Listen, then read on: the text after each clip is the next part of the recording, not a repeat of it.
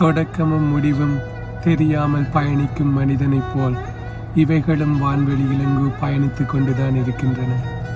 உங்களுக்கு தெரியுமா, இறைவன் உங்களுக்காக அமைக்கப்பட்ட வாழ்க்கையில் நீங்கள் தொடங்கிய புள்ளியும் உங்களுக்கு தெரியாமல், முடிய போகும் புள்ளியும் உங்களுக்கு தெரியாமல், அவர் இழுத்துவிட்ட திசையெல்லாம் நீங்கள் நகர்ந்து கொண்டிருப்பதைப் போல மழையாக மண்ணில் வீழும் வரை இவையும் ஏதோ ஒரு திசையை நோக்கி நடந்து கொண்டு தான் இருக்கின்றன.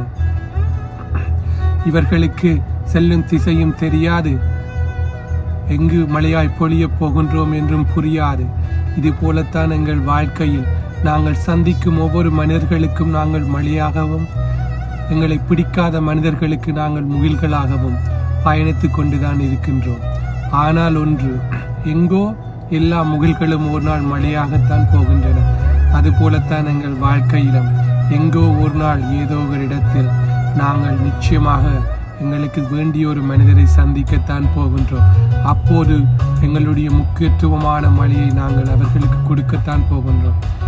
முகில்களும் வாழ்க்கையும் இது போலத்தான் இருக்கின்றன.